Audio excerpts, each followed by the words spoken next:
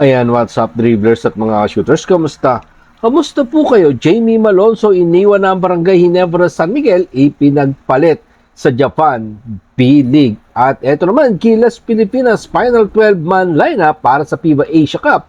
Pinakilala at pinangalanan na Mark Andy Baroka ng Magnolia Chicken Templados, excited makatrabaho si Coach L.A. Tenorio. Tara, pag-usapan talakayin po natin yan sa video ito. Matapos po akong maglambing sa inyo ng isang like, share, comment down below, and don't forget to subscribe and hit that notification bell button para lagi po tayong updated sa ating pong mga video at lahat po ng ating shoutout ay nasa dulong bahagi lang po ng video ito.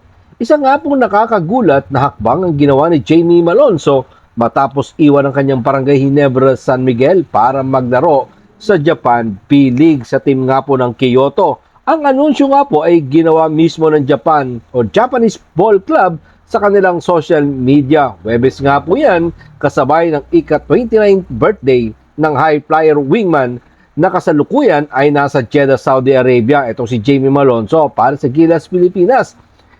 Kasama nga po siya sa final lineup ng team na isasabak ni Coach Tim Cone dito nga po sa FIBA Asia Cup qualifiers. Makakabawas nga sa Gene Kings na isa pang scorer matapos nga pong pumirma ng kontrata sa Gene Kings last October 2023. So this coming October 2025, tapos na ang kanyang kontrata sa Gene Kings. Matapos magka-injury, balik si Malonzo sa Governor's Cup at naging bahagi pa ng rotation ni Coach Tim Cone hanggang sa semifinals loss nila sa San Miguel Beermen sa Philippine Cup. Ang Kyoto ay nasa West Division ng B-League at nagtapos na merong 33-27 win-loss record ng 2024-2025 campaign. Pero ang Kyoto ngayon ay may isang Asian import, ang Phoenix Star na si Matthew Wright, na hindi nga po nagawang makapasok sa playoffs.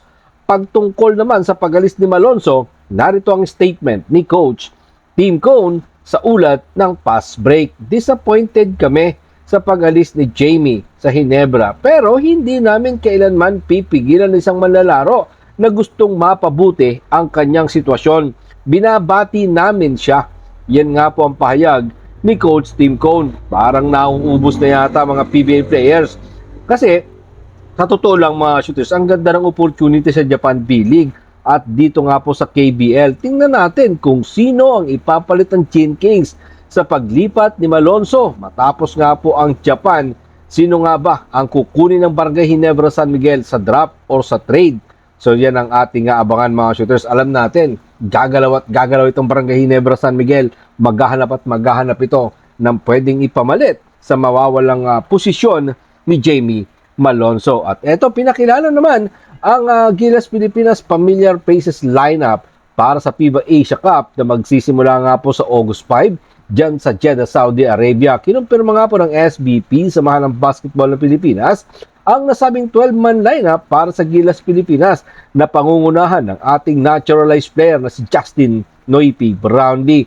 Siyempre nandiyan ang 8 times PBA MVP Junmar Pajardo, 1-time PBA MVP Scottie Thompson, Dwight Ramos, Japet Aguilar, Calvin Optana, Chris Newsam, CJ Perez, Carl Tamayo, AJ Edu, at Kevin Kiambao. Siyempre kasama pa dyan si Jamie Malonzo. Hindi kasama ni Coach Tim Cone. Ito nga pong sina RJ Avarientos na sinama sa training camp, Troy Rosario, Renz Abando, at Xavier Lucero. Yang lineup niyan ay mag-uuwi ng kampyonato sa FIBA Asia Cup. Yan ang ating aasahan mga shooters, no?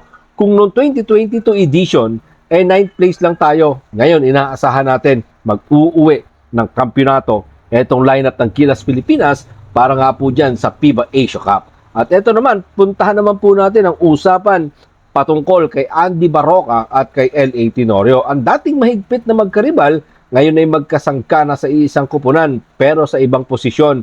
Kasi si L.A. Tenorio ang bagong head coach ng Magnolia Chicken Templados at si Mark Baroka naman ang point guard ng Magnolia Chicken Templados. At sa pagpasok na ni Coach L.A. Tenorio, excited ang veteranong point guard na makasama ang tinuturing niyang isa sa pinakamahusay na point guard sa PBA, ang 39 years old Guardia ay looking forward sa kanyang bagong head coach. Narito po si Mark Andy Baroka sa ulat ni Jan Ballesteros ng One Sports. Excited at looking forward ako kasi siyempre kilala naman natin siya. Isa siya sa mga tinitingalang point guard sa PBA. Matalinong maglaro, magaling na leader at nasa dugo niya pa yung pagiging winner. Madadala niya sa team yung winning culture. Excited akong matuto sa kanya. Alam kong marami siyang madadala sa team naming maganda. Yan nga po mga sinabi ni Mark Andy Baroka. Excited siya kay Coach L.A. Tenorio. So let's see what happened. Ano nga ba ang madadala ni L.A. Tenorio para sa Magnolia? Yan ang ating abangan sa pagbubukas ng PBA. Baka sa opening ng PBA mga shooters, no, pwede nating asahan isang magandang bakbakan ang Manila Clasico, Barangay Ginebra, San Miguel at ang Magnolia Chicken Templados. Pwede pong mangyari yan dahil sa pagpasok ni L.A. Tenorio dito sa Barangay Ginebra, San Miguel. So yan ang ating aabangan. Maraming salamat po sa inyong panonood. Naman po ang inyong maging opinion. Diyan po natin yan pag-usapan sa comment section. Ingat and God bless everyone. Adjourn, pero katulad po ng ating nakagawian. Shoutout po kina